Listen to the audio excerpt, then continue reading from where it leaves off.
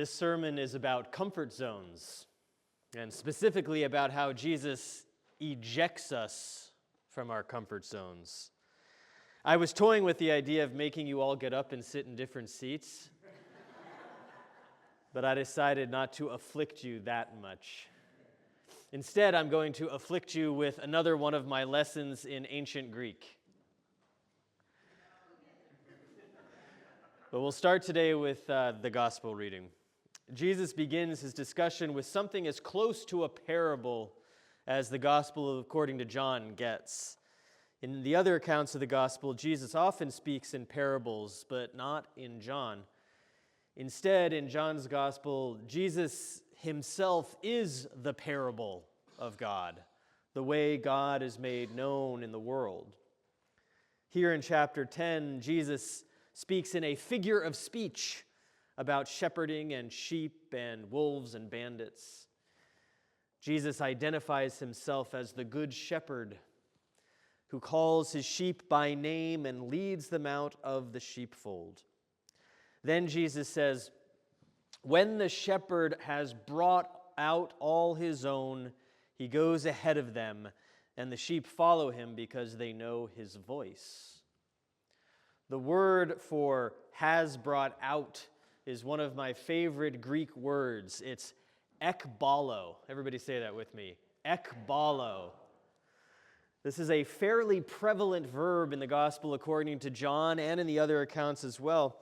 In Matthew, Mark, and Luke, when Jesus casts out demons, he ekbalos them. That's right to say. In John 2, when Jesus drives out the money changers and animal sellers from the temple, he ekbalos them.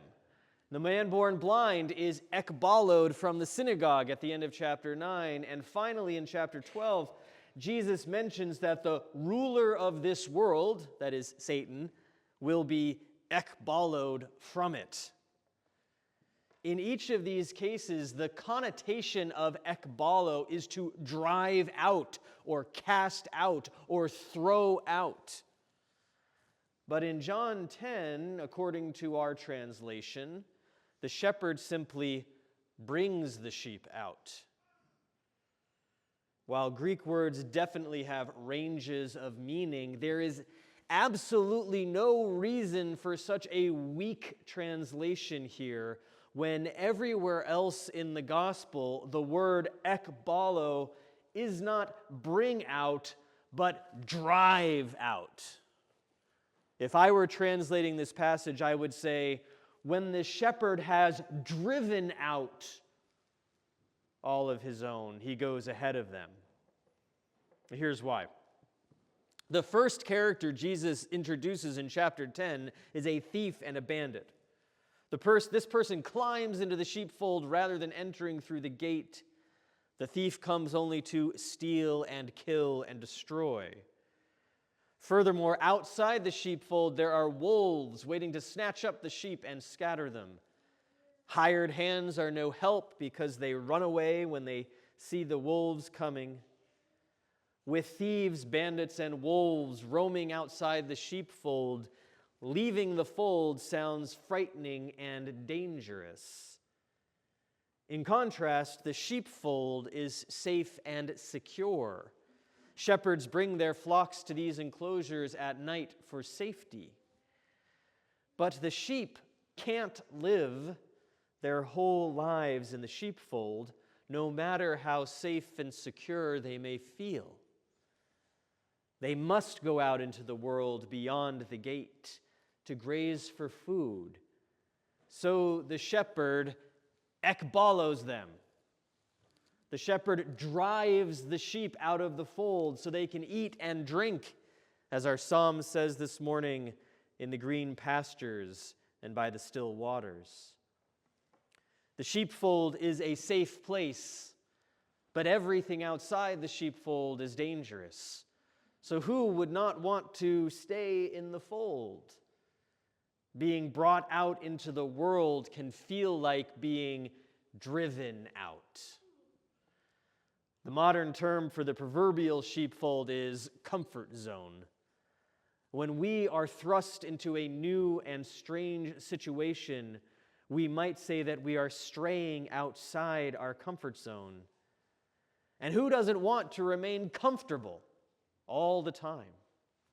If it were up to me, I would sit on my couch wearing sweatpants and playing video games all day long. Sounds pretty good. At least I think I would. But that's a trap. You know what? After a couple hours, I start getting restless. I start getting bored. I start getting a headache. And I realize that while sitting on my couch playing video games is a great diversion now and again, it certainly isn't living life in all its abundance. Every time I realize this, I remember that comfort zones feel safe for a particular reason. There's no challenge, no provocation, no dissonance. And without these things, there's no growth or forward movement. Music without dissonance would be supremely uninteresting. And life without embracing opportunities for growth could never be called abundant. Those of us who are insulated from the bulk of hardship and oppression tend to build the walls of our sheepfolds ever higher. We have the choice to engage with or isolate from the unjust systems of this world that make life extra hard for some people. We can sit on our couches and our sweatpants without much thought for those whose lives have never had the privilege of a comfort zone. And that's why we need to translate that special Greek word, ekbalo, as drive out. The shepherd needs to use his rod and staff to hook us by the neck and drag us, kicking and screaming, from our comfortable complacency. We most likely won't leave the sheepfold under our own power, because the sheepfold is where we feel safest. But it's not where the food is. The sheepfold is the locker room. The game is played on the field. There's an old saying that Jesus comforts the afflicted and afflicts the comfortable. Jesus does both of these actions from a place of love. He knows human nature. He knows we won't choose on our own a path of greater difficulty, even if he promises to walk it with us. So he drives us out. But while Jesus is pushing and prodding me, while he's hooking me by the neck with his shepherd's crook, while he's driving me out, he's also doing something else. Jesus is calling my name. Jesus is calling your name. Jesus is calling all of our names. He calls our names and we hear his voice, and we know we've been in the sheepfold far too long. By calling our names, Jesus brings us into deeper relationship with him. By calling our names, Jesus tells us he knows us, knows our struggles, knows we need a swift kick in the trousers to prompt us to act in the world on his behalf. When we listen for Jesus calling our names, we feel his hands continually driving us forth from our sheepfolds, from our comfort zones. We embrace his promise to give us life and give it abundantly. This abundance of life is made possible by the intimate relationship Jesus has founded with us by knowing our names. When we venture out of our sheepfolds into the frightening, dangerous world, we know that Jesus, our good shepherd, guides us with his voice.